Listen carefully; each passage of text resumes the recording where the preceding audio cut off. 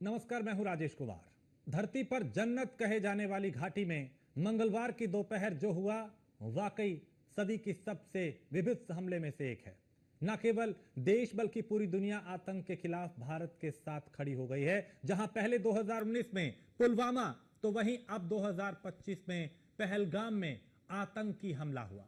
हालांकि इसको आतंकी हमला नहीं बल्कि आतंकियों की कायराना हरकत कहेंगे, क्योंकि घाटी में पहलगाम यानी मिनी स्विट्जरलैंड पहुंचे सैलानियों को यह नहीं मालूम होगा कि घाटी में उनका जाना जीवन भर के दर्द का सबब बन जाएगा। कहीं मां बच्चों के सामने पिता को गोली मार दी गई, तो कहीं शादी के चंद दिन के बाद ही पत्नी ने अपने सुहाग को खुद के सामने उजड़ता हुआ देखा।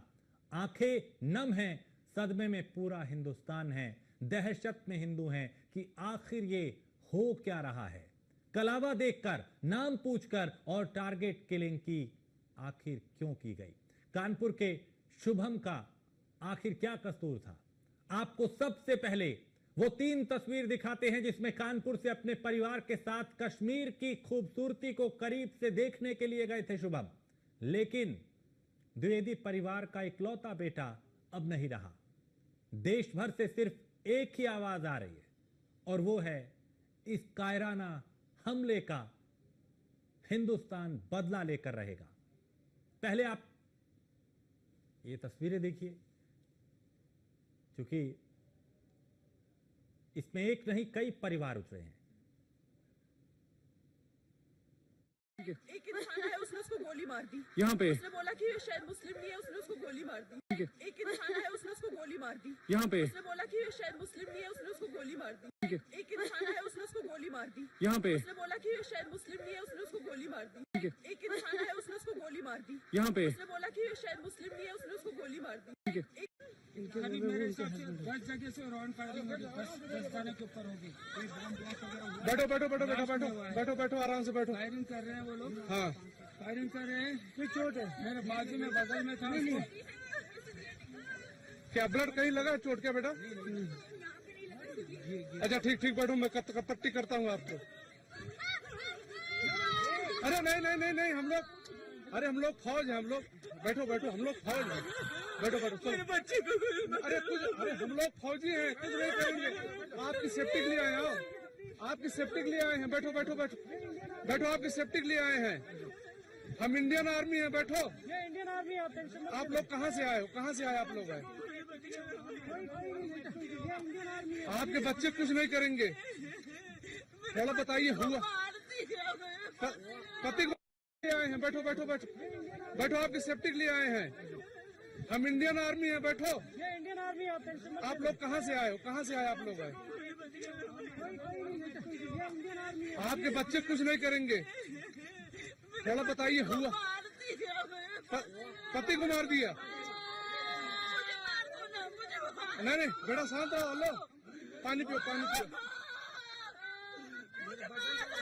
कहाँ से आए लोग? हैदराबाद से। अरे साथ में आपके हैदराबाद के हैं। मैं हैदराबाद का।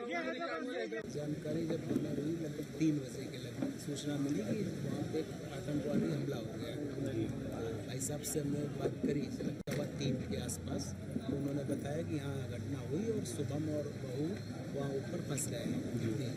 फिर आधे घंटे बाद फिर हमने फ़ोन किया तो उन्होंने कहा कि वैसी जानकारी मिल रही कि शुभम को गोली लग गई है, ऐसी खबर है। क्योंकि ये लोग नीचे थे और वो ऊपर थे, शुभम और बहू। फिर वो 3 घंटे तक यही रहा कि नहीं, घायल हैं, अस्पताल ले गए हैं उनको। टीवी के माध्यम से भी हमने कोशिश करी, उसमें भी एक चल रहा था वीडियो जिसमें जी शुभम ही था वैसे। फिर 6:30 बजे ये खबर मिली कि नहीं शुभम को गोली लगी और वो नहीं रहा। उन्होंने तो सीधे सीधे यही कहा, जो बहू ने जो बताया उसने भी, कि वो पहले पूछा कि आप कौन हिंदू मुस्लिम, और फिर आप ये भी कहा कि अगर आप कलमा पढ़ देते हैं तो आप ठीक है, कोई दिक्कत नहीं है। उन्होंने समझा कि ऐसे कुछ मजाक में लोग हैं, तो उन्होंने कहा कि नहीं नहीं, अरे आप जाओ दूसरी तरफ देखो। इतना कहते ही गोली शुभम को मार दी। कब तक शुभम की? और उसके बाद बहू भी थी साथ में, उसने भी कहा कि हमें भी आप मार दीजिए। तो उन्होंने कहा नहीं, आपको नहीं मारेंगे, आप सरकार को जाके हमारा मैसेज संदेश दो कि ये हुआ है। हुई है पहलगाम में, वो बहुत सुखद है। और कायरतापूर्वक किया गया कुछ ऐसे लोगों के द्वारा जो आज भारत सरकार की और भारत के सैनिकों से डरे हुए हैं, क्योंकि डरपोक आदमी कायरतापूर्वक हरकत करता है, लेकिन उस कायरतापूर्वक हरकत में इस देश के लगभग 26 सेनानी ने अपनी जान गंवाई है। कानपुर महानगर के मेरे परिवार के सदस्य श्री शुभम द्विवेदी जी, जिनकी अभी लगभग 2 माह पूर्व विवाह हुआ था, वो अपनी पत्नी के साथ गए थे, उनकी भी शहादत हुई है। ऐसे लोग जिन्होंने इस देश की उस एकता अखंडता के ऊपर, शांति की प्रक्रिया के ऊपर घातक प्रहार किया है, देश की सरकार और देश की सेना दृढ़ संकल्पित है। इस देश के प्रत्येक नागरिक को इस बात का विश्वास है, माननीय प्रधानमंत्री जी के नेतृत्व में ये देश मजबूती के साथ आगे बढ़ेगा और ऐसे कायर आतताइयों के खिलाफ प्रहार तेजी से किया जाएगा।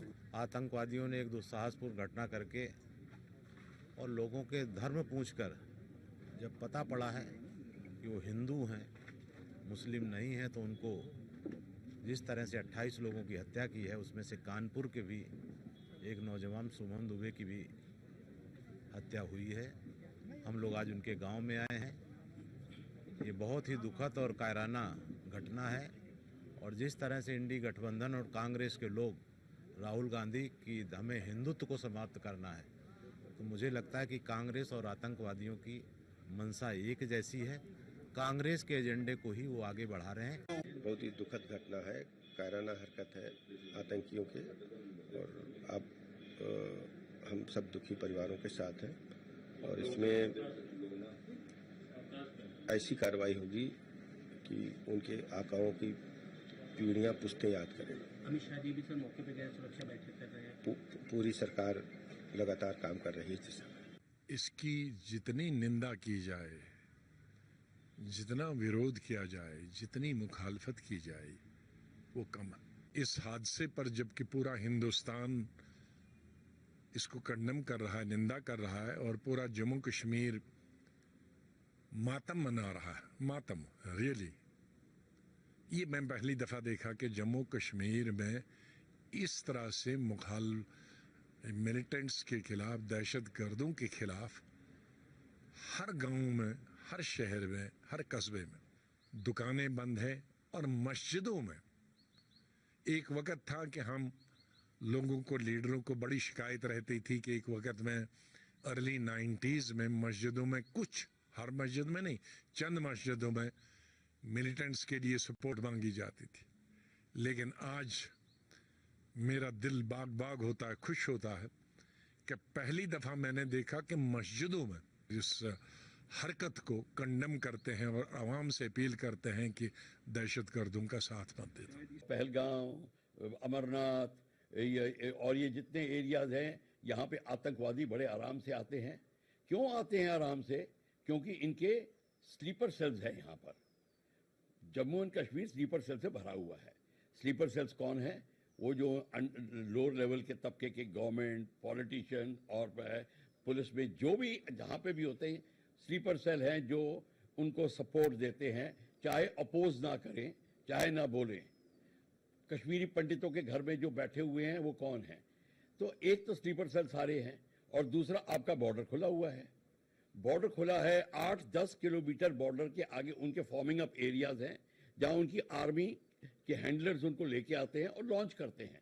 ये जब अंदर आ जाते हैं तो स्लीपर सेल्स उनको अकोमोडेट करते हैं, खाना पीना, एम्युनिशन, पानी और डेली नीड की चीजें सब कुछ मिलती है उनको।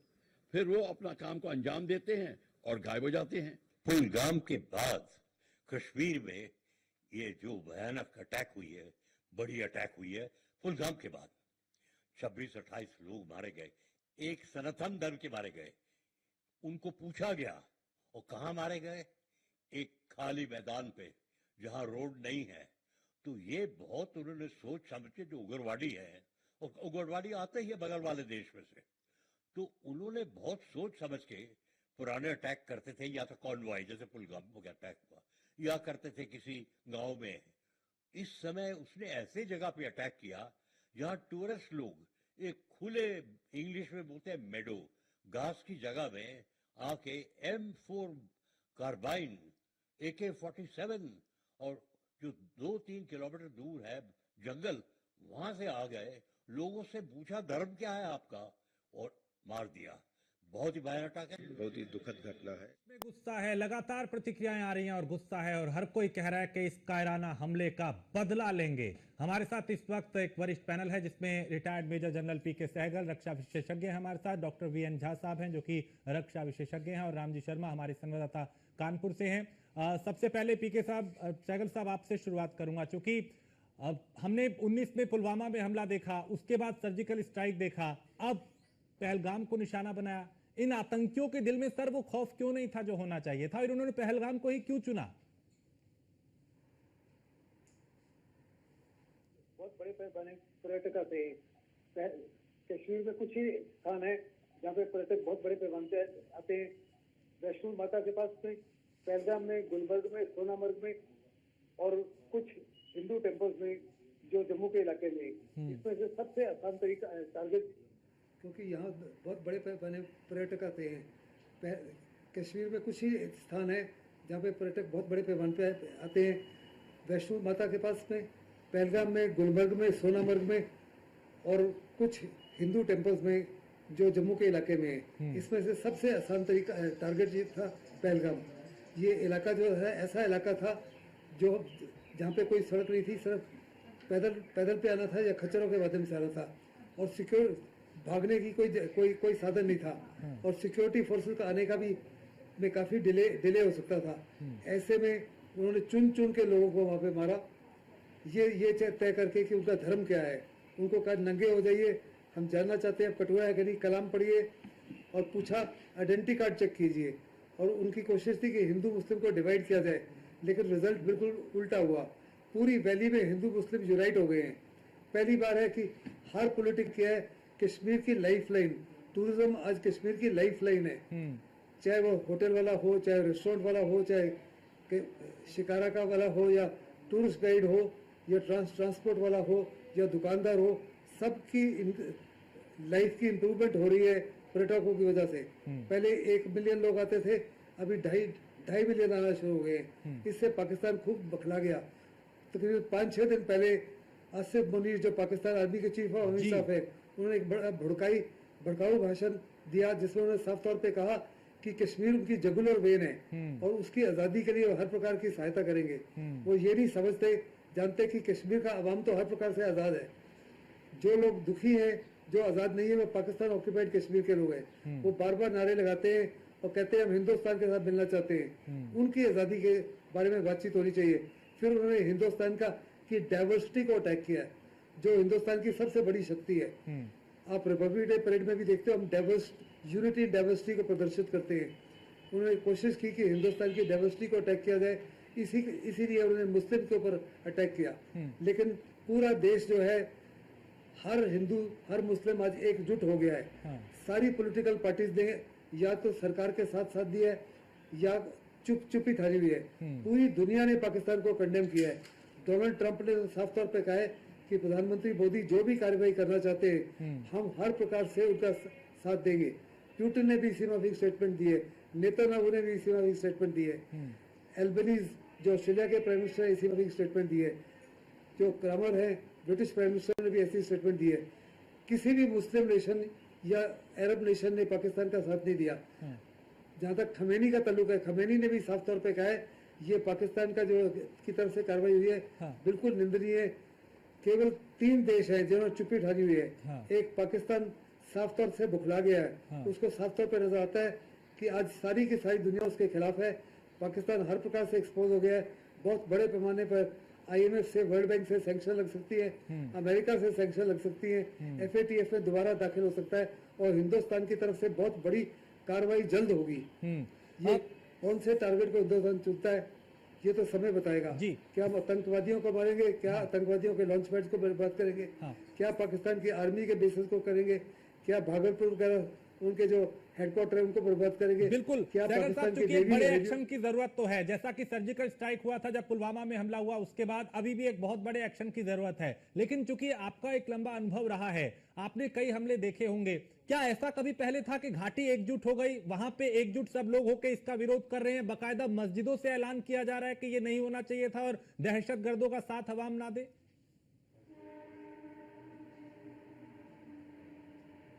पाकिस्तान को साफ तौर पर इजहार है बुखला गया है, इसमें किसी प्रकार का कोई शक नहीं। पाकिस्तान को साफ तौर पर इजहार है कि घाटी के जितने लोग हैं वो वास्तव में हिंदुस्तान के साथ एकजुट हो गए हैं। इतनी बड़ी उन्नति वहाँ हुई है, इतना बड़ा विकास हुआ है, वहाँ IIMs खुल गए हैं, IITs खुल गए हैं, लोगों के रोजमर्रा की जिंदगी जो है आगे से बहुत बेहतर हो गई है और पाकिस्तान की तरफ से कुछ भी इस माफी की कार्रवाई नहीं हुई। अब अभी पाकिस्तान बड़ा बुखलाया हुआ है, वो साफ तौर पे कह रहे हैं उनके डिफेंस मिनिस्टर कि हमको इनसे कुछ लेना देना नहीं, ये तो लोकल टेररिस्ट ने कार्रवाई की। लेकिन जो टेररिस्ट आइडेंटिफाई हुए हैं वो साफ तौर पे पाकिस्तान की तरफ से हैं। मैं दावे से कह सकता हूँ ये ऑपरेशन को प्लान किया गया और एग्जीक्यूट किया गया बिल्कुल मुंबई की तरह। इसमें पाकिस्तान की स्टेट, पाकिस्तान की आर्मी, पाकिस्तान के ISI और आतंकवादी गुट सारे के सारे शामिल हैं। जो टारगेट को चुना गया पहलगाम, वो केवल और केवल ISI सिलेक्ट कर सकती थी, लोकल टेररिस्ट इस माफी के एरिया को सिलेक्ट नहीं कर सकते थे। तो ये साफ तौर पर दर्शाता है कि पाकिस्तान बहुत बड़े पैमाने पर इन्वॉल्व है। बिल्कुल। और इसी से और मुंबई और इस हमले में सिर्फ अंतर इतना था कि वहां अंधाधुंध लोगों पे फायरिंग की गई, वहां किसी का धर्म और मजहब नहीं पूछा गया और यहाँ नाम और धर्म पूछ के टारगेट किया गया।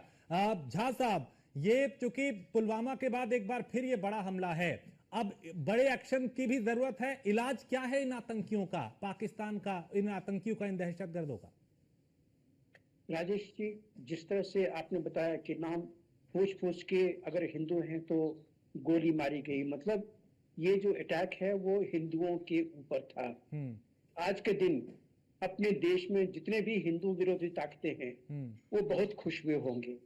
चाहे तमिलनाडु का एडमिनिस्ट्रेशन है, आए दिन में बंगाल में जब हिंदुओं पे अटैक होती है तो लोग कहते हैं कि वहां पे एक डायन है जो खुशी से नाचने लगती है।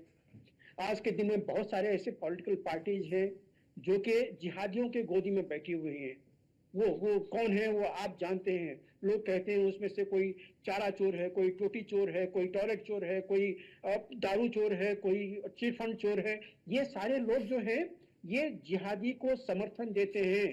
आप इस बात को नहीं भूलिए, क्योंकि जो जिहादी यहाँ पे आइडेंटिफाई हुए हैं उसमें से कुछ विदेशी पाकिस्तान के हैं और कुछ हमारे यहाँ के भी हैं।